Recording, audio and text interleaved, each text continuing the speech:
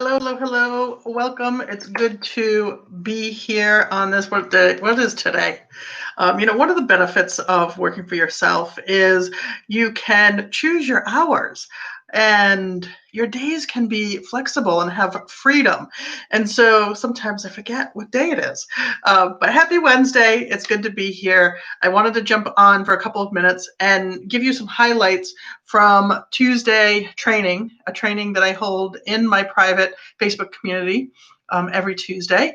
And right now we're in the process of talking about our immune system. It's so important, especially in today's environment with the pandemic. And I don't know about you, but I want my immune system functioning optimally. Now, in previous trainings, we've talked about how to know how your immune system's currently functioning.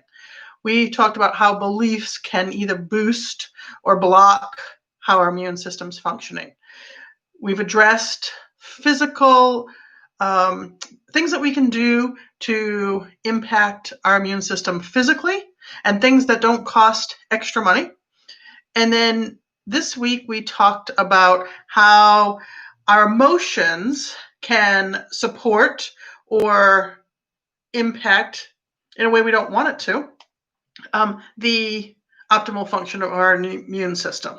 And that's what I want to take just a moment here to highlight. Now, I want you to stop for a minute. And of course, if you're watching this, say hello, let me know that you're here, ask questions, share your thoughts. Like, yeah, get engaged. Because how do we learn? How do we grow? It's by being engaged. So I want you to take a moment and I want you to think about something. Close your eyes, think about something that gets you angry, gets you frustrated. Maybe something that gets you feeling a little fearful or anxious.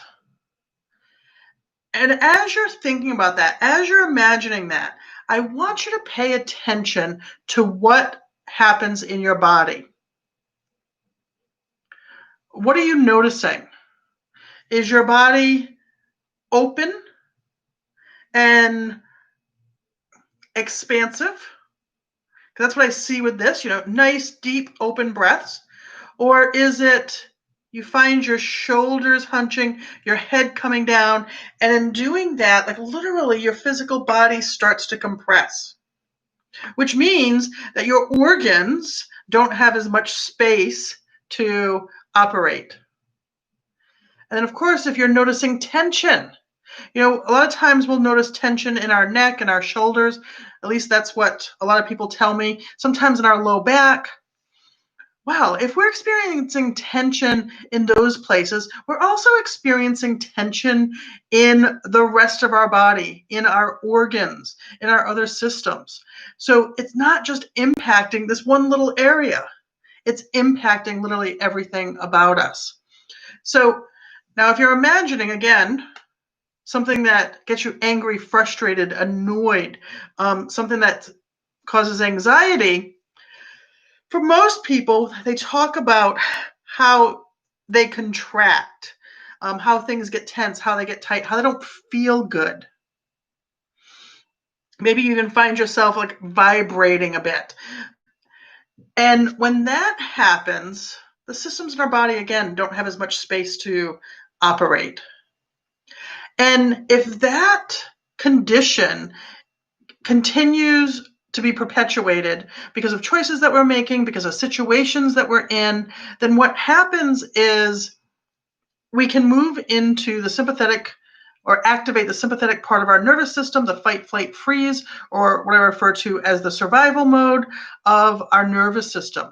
And when those things happen, our immune function, wherever it might be, can start to decline because resources are going to move in the direction that our body is taking it when we're saying, oh, this is a situation that we've got to survive.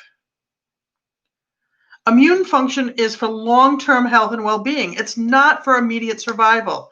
So resources are being taken away from our immune system and they're being brought to other areas of our body. So now that you've taken the time, and I hope you did it, because it's really good when we can recognize it and actually feel it in our body. So to go through this exercise with me can actually help you start to identify what it actually feels in your body when these things are happening.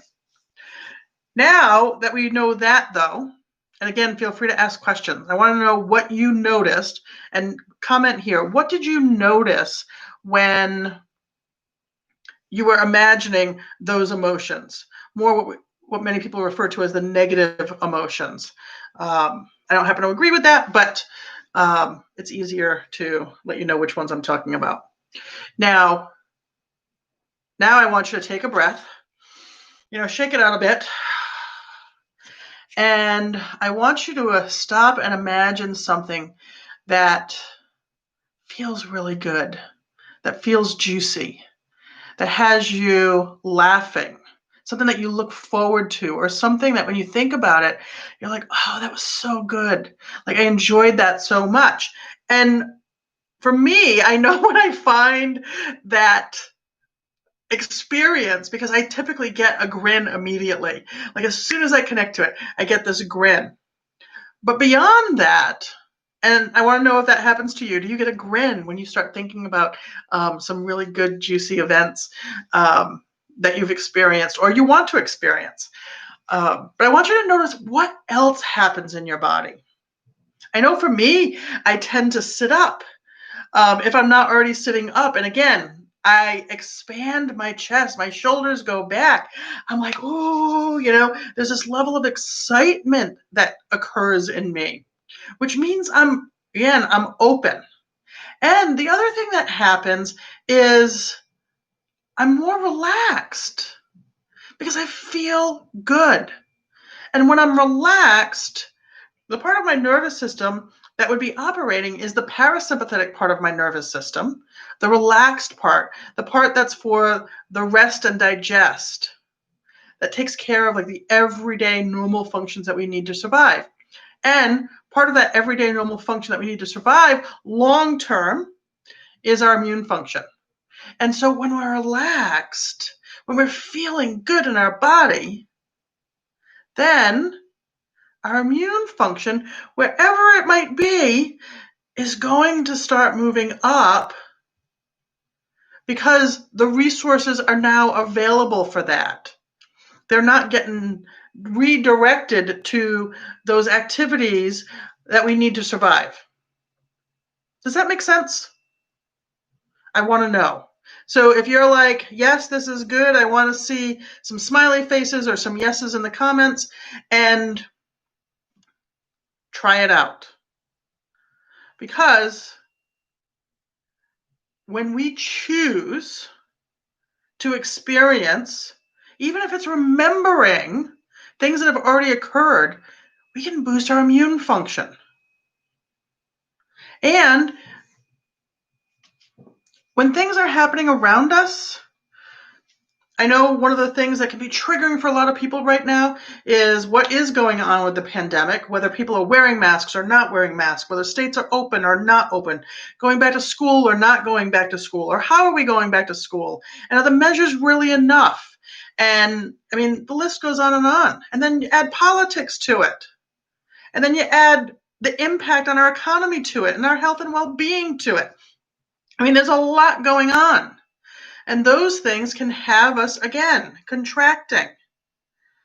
But we can empower ourselves, choose to take care of ourselves, become proactive, and do that by choosing how we respond to these events.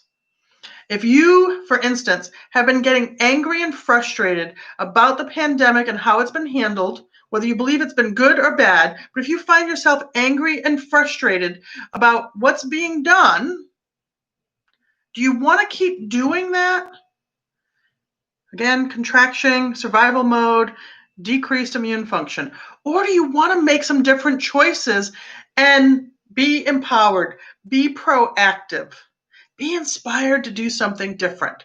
Those emotions and those choices are going to boost your immune function. Been great to talk to you. Again, got questions? I'd like to know your thoughts. and join me for my training Tuesday in the Intuitive Phoenix Facebook community, because we're going to talk about how we take care of our immune system by removing interference. All right, everyone, I'm sending you lots of love and, of course, all things fucking fantastic. Till we connect again, I love y'all.